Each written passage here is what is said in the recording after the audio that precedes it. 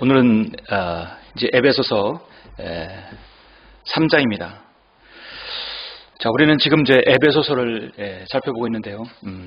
우리는 이제 교회에 관한 부분에서는 곧바로 에베소서로 달려가면 됩니다. 갈라디아서는 유대인들이 하나님 말씀을 믿고 예수 그리스도를 통해서 구원받는 것이 아니라 그들의 율법을 통해서 구원받는다고 합니다. 자, 그런데 오늘날 많은 교회들이 율법을 통해서 구원한다는 사람들이 있죠. 그런데 갈라디아의 교회의 문제가 뭐냐면 예수 그리스도의 은혜의 복음을 믿지 않고 율법을 어떤 행위가 들어가야 된다는 것이죠. 그래서 사도 바울은 여기에서 바로잡음이 필요했던 것입니다. 갈라디아서는 바로잡음이에요. 에베소서는 바로 의로 훈육하기에 유익한 말씀들이 시작되죠. 그래서 교회에 관한 부분에서 관한 에베소서를 빼놓을 수 없습니다. 우리는 이제 에베소서를 전체적인 틀을 저는 주제로 교회의 신부와 교회를 통한 권면들이라고 제가 말씀을 드렸고요. 에베소서 1장은 때가 찬 경륜 안에서의 교회. 자, 이 부분을 우리가 살펴봤죠. 자, 에베소서 2장은 교회의 과거와 현재와 미래에 대해서 우리가 이제 살펴봤습니다. 우리는 지난 주에 3장의 첫 번째 부분으로 교회와 우주를 보여주는 모형들을 봤습니다. 그 모형들을 봤을 때 하나의 맥을 우리가 볼 수 있죠. 피라미드 형태의 여러분 모형을 여러분 살펴보았습니다. 못 보신 분들은 지난주 영상을 여러분 참고해 주시고요. 오늘은 에베소 두 번째 부분으로 해서 하나님의 교회가 해야 할 일들이라는 말씀의 제목을 가지고 잠시 보도록 하겠습니다. 자, 에베소서 3장은 전체적인 그 틀은 하나님의 교회가 해야 할 일들입니다. 하나님의 교회는 어떤 일을 해야 합니까? 자, 우리 교회는 전도지가 이렇게 있습니다. 전도지가 이렇게 6종류가 있습니다. 어떤 지역교회에서도 가지지 못한 전도지를 우리가 이렇게 해서 복음을 전하고 있습니다. 자, 하나님의 교회는 크게 두 가지입니다. 하나님의 교회는 영적 전쟁을 수행하고 그 다음에 예수 그리스도의 복음을 전하는 것이죠. 하나님께서 세우신 하나님의 교회 지역교회는 반드시 일꾼이 필요합니다. 제가 아무리 열정을 가지고 열심히 한다 한들 하나님께서 채워주신 일꾼이 없으면 어떻게 이 사역을 할 수 있겠습니까? 자, 여러분 모두가 하나님의 일꾼입니다. 여러분 끝에 꾼이 들어가면 프로페셔널이에요. 전문적인 일을 하는 사람들입니다. 우리는 하나님의 일을 전문적으로 하는 사람들이에요. 하나님의 일은 무엇인가? 말씀드렸듯이 마귀와의 영적 전쟁에서 승리하는 겁니다. 그리고 복음의 진리를 수행하는 것입니다. 자, 영적 전쟁은 누구하고 싸웁니까? 보이지 않는 적입니다. 여러분 잠시 에베소서 우리가 나중에 살펴봐야겠지만 에베소서 6장 12절에 보니까 이는 우리의 싸움이 혈과 육에 대항하는 것이 아니라 정사들과 권세들과 이 세상 어둠의 주관자들과 높은 곳들에 있는 영적 악에 대항하는 것이기 때문이라. 우리 그리스도인이 싸우는 영적 존재들입니다. 이 영적 존재는 악한 존재들이에요. 이 악한 영적 존재인 반면에 하나님 앞에 선한 영적 존재가 있습니다. 그래서 여러분은 이 에베소서 6장 12절을 보면 반드시 우리가 골로새서 1장 16절을 함께 여러분 볼 수 있는데요. 골로새서 1장 16절을 보시면 이렇게 말씀하죠. 이는 만물이 그에 의하여 창조되되 하늘에 있는 것들과 땅에 있는 것들과 보이는 것들과 보이지 않는 것들과 보호자들과 주권들이나 정사들이나 권세들이나 만물이 그에 의하여 또 그를 위하여 창조되었기 때문이라. 이거는 저 천상에서의 선한 영적 존재들입니다. 하나님의 모든 피조물들이죠. 그 에베소서 6장은 악한 영적 존재들입니다. 그 약한 영적 존재와 싸우는 것이 바로 그리스도인의 임무입니다. 또 하나는 우리가 이 복음의 진리를 나가서 전하는 것이죠. 그렇게 하려면 훈련되고 양육된 일꾼이 필요합니다. 자, 에베소 3장에서 그런 일꾼이 뭐라고 하냐면 그리스도 안에서 공동 상속자라고 말씀하고 있어요. 그리스도 안에서 공동 상속자입니다. 자, 에베소서 여기 3장 보시면 6절에서 이는 이방인들이 복음을 통하여 그리스도 안에서 공동 상속자가 되고 또 그 약속의 동참자라고 말씀하고 있죠.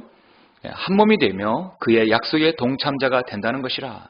그리고 7절에 보니까 이로써 그분의 능력이 효과적으로 역사하신 대로 내게 주신 하나님의 은혜의 선물을 따라 내가 복음의 일꾼이 되었노라. 제가 지금 3장 7절, 7절 말씀드렸는데 1절부터 잠깐 6절 보시죠. 이런 까닭에 나 바울은 너희 이방인들을 위하여 예수 그리스도의 죄수가 되었으니 과연 너희를 위하여 내게 주신 하나님의 은혜의 경륜을 너희가 들었을진데 이것은 그분이 계시로 내게 신비를 알게 하신 것이며 내가 전에 간략하게 쓴 것과 같으니 너희가 읽을 때 거기서 그리스도의 신비 안에 있는 나의 지식을 이해하게 되리라. 여러분 여기서 신비란 말씀이 2번 나오죠. 자, 성경에서 있는 모든 신비는 미스테리. 자, 이 미스테리는 비밀이 아닙니다. 누구는 알고 누구는 모르는 것이 아니라 우리 모두가 다 알아야 할 것이에요. 그러나 인간의 과학과 철학과 어떤 인문학, 어떤 세상의 지식으로 알 수 없는 것들이에요. 하나님에 관한 부분입니다. 죄사함 거듭남의 비밀이 아니라 신비입니다. 사람이 어떻게 거듭나느냐? 신비로운 거예요. 그래서 성경은 신비입니다. 5절, 그것이 성령으로 그의 거룩한 사도들과 선지자들에게 지금 계시된 것처럼 다른 시대들에서는 사람들의 아들들에게 알려지지 아니하였으니 이는 이방인들의 복음을 통하여 그리스도 안에서 공동 상속자 그리고 약속의 동참자. 7절에서 내가 이 복음의 일꾼이 되었노라. 이 복음의 일꾼이 해야 할 일들은 바로 교회가 해야 할 일들입니다. 하나님의 교회에서 복음 일꾼이 양성됩니다. 여러분 잘 아시는 말씀 디모데후서 2장 15절 말씀입니다. 여러분 진리의 지식에 눈을 뜨고 나서 가장 먼저 암기하고 애웠던 말씀일 겁니다. 디모데후서 2장 15절 내가 진리의 말씀을 올바로 나누어 자신이 하나님 앞에 부끄럽지 않는 일꾼으로 인정받도록 공부하라. 일꾼이 워크맨. 자, 복음의 일꾼은 진리의 말씀을 공부하고 또 그 말씀의 명령에 순종합니다. 잠언 23장 23절에서는 그 진리를 여러분 사고 그것을 팔지 말라. 여러분 어렵게 힘들게 이곳에 오셨습니다. 많은 것들을 감수하고 또 희생하고 때론 손해보면서 때론 많은 핍박과 어려움을 당하면서 이곳에 오셨습니다. 자, 그것들이 있다 하더라도 여러분 진리를 누구에게 팔 수 없어요. 진리는 그 무엇으로도 여러분 바꿀 수가 없는 것입니다. 고린도전서 1장 26절에 보니까 하나님께서 여러분을 부르신 것은 여러 모양을 보셨어요. 그러나 여러분의 부르심의 목적은 동일합니다. 형제들아 너희는 너희의 부르심을 보라. 부르심을 받은 자들은 육신을 따라 지혜로운 자가 많지 않고 권력 있는 자도 많지 않으며 좋은 가문에서 태어난 자도 많지 아니하니라. 그러나 하나님께서 세상에 어리석은 것들을 선택하시면 지혜로운 자들로 부끄럽게 하시려는 것이요 하나님께서 세상에 약한 것들을 선택하시면 강한 것들로 부끄럽게 하려는 것이라. 하나님께서는 여러분을 부르신 목적이 분명하다고 말씀하고 있습니다. 우리는 세상에 약해요. 강하지 않습니다. 우린 세상에서 사람들이 우리 보고 우둔하다고 합니다. 때로는. 그래서 우리가 성경은 하나님께서 세상에 약한 것들을 선택하신 것은 저 여러분을 통해서 세상에 강한 것들을 부끄럽게 하시는 겁니다. 무엇을 통해서요? 바로 이 하나님 말씀을 통해서입니다. 그러면 우리가 이제 하나님의 교회가 해야 할 일들에 대해서 저는 오늘 이 에베소서 3장을 통해서 여러분에게 정확하게 제시합니다. 자, 어떤 성경을 한 장을 볼 때마다 여러분은 이 장은 무엇에 대해서 제시하는가 큰 구도와 그 산을 여러분 먼저 맥을 살펴보라고 늘 제가 말씀드립니다. 자, 제가 시간이 되어서 여러분에게 한 5분 정도 시간을 드리면 좋겠지만 에베소 3장을 잘 읽어보시고 앞에 있는 강해자가 말씀을 어떤 식으로 나누고 있는지 또 무엇을 제시하는지 한번 여러분 짚어보시길 바랍니다. 저는 에베소 3장을 바로 하나님의 교회 가르쳐야 할 3가지를 중요한 것들을 말씀을 드리겠습니다. 자, 하나님의 교회가 해야 할 일들은 첫 번째 헤아릴 수 없는 그리스도의 풍요함을 전파해야 합니다. 하나님께 해야 할 일들은 여기서 참으로 고차원적이고요 심오한 것들입니다. 그리스도의 풍요함을 전파해야 된다는 것이에요. 자, 8절에서 말씀하고 있죠. 8절 보시죠. 모든 성도들 가운데서 가장 작은 자보다도 더 작은 나에게 이 은혜를 주신 것은 이방인들 가운데 헤아릴 수 없는 그리스도의 풍요함을 전파하게 하려는 것이라. 헤아릴 수 없는 그리스도의 풍요함이다. 자, 하나님께서는 풍요하신 분이 모든 것을 주실 수 있는 분입니다. 심지어 자신 아들 예수 그리스도를 우리에게 주셨어요. 그래서 우리 예수 그리스도를 통해서 구원받을 수 있는 것입니다. 하나님께서 그의 영광의 풍요함을 따라 그의 성령을 통하여 너희 속 사람 안에서 능력으로 너희를 강건하게 하셨다 말씀하고 있습니다. 3장 16절에서 말씀하고 있죠. 골로새 2장 11절 3절에 보니까 그의 안에는 모든 지혜와 지식의 보화가 감추어져 있다. 예. 여러분 골로새 2장 1절 3절 한번 보시죠. 예. 자, 중요한 말씀인데요. 내가 너희와 라오디케아에 있는 사람들과 또한 나의 육신의 얼굴을 보지 못한 많은 사람을 위하여 얼마나 큰 갈등을 가지고 있는지 너희가 알기 원하노니 이는 그들의 마음의 위로를 받고 사랑으로 엮여져서 완전한 이해의 확신이 모든 풍요함에 이르러 하나님과 아버지와 그리스도의 신비의 지식에 이르게 하려 함이라. 그 안에는 모든 지혜와 지식의 보화가 감추어져 있느니라. 예.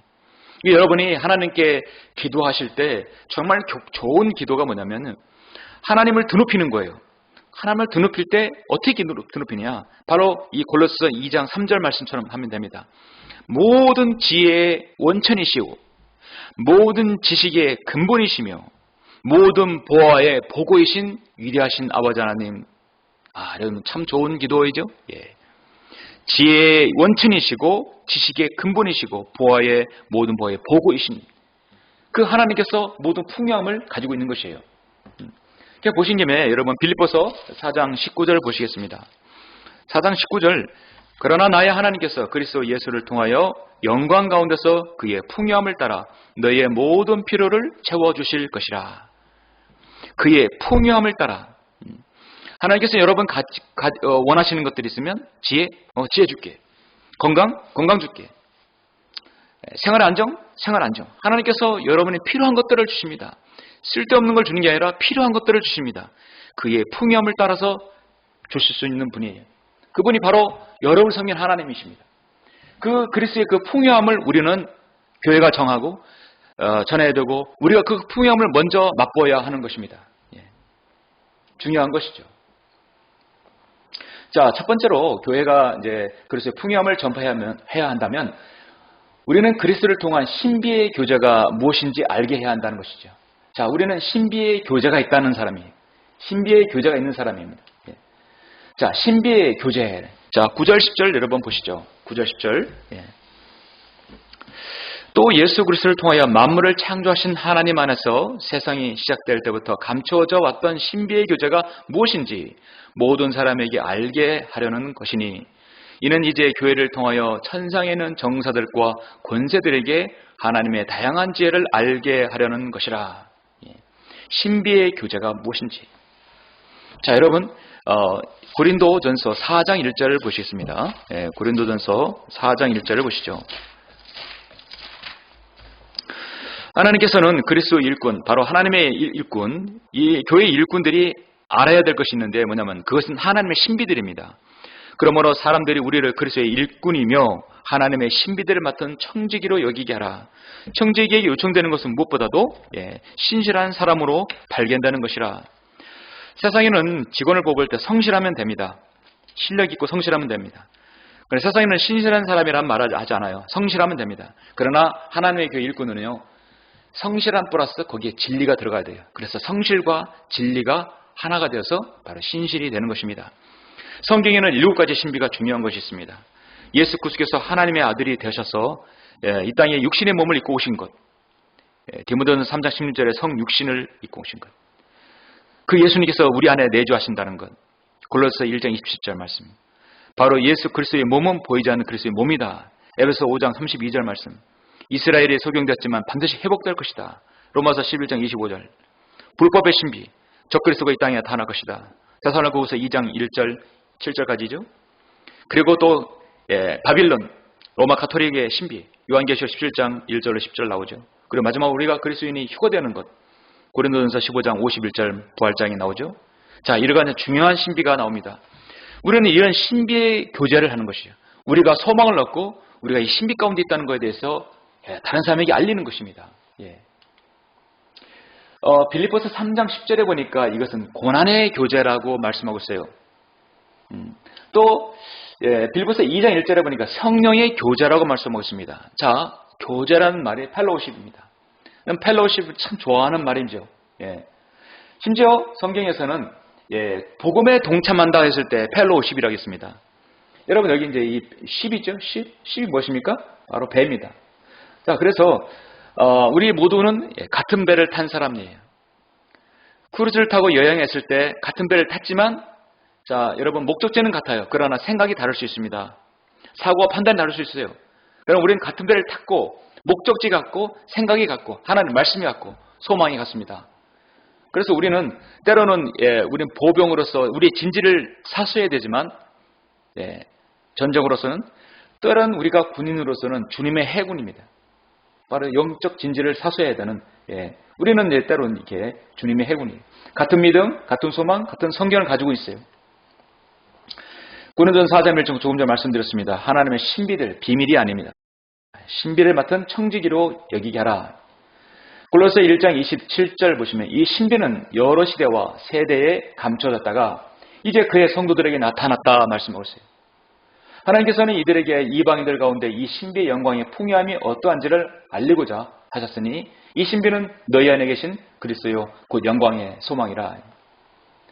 하나님께서 그 시대별로 구분해서 그들에게 주신 말씀이 다 있습니다. 이것을 구분해서 알아듣는 것이 세대적 진리인 것이죠.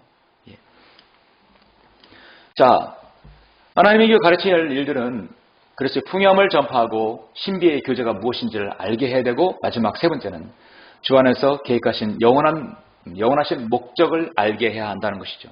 자, 이것은 11절, 12절에서 제시되고 있습니다. 이것은 하나님께서 그리스도 예수 우리 주 안에서 계획하신 영원한 목적에 따른 것이니라.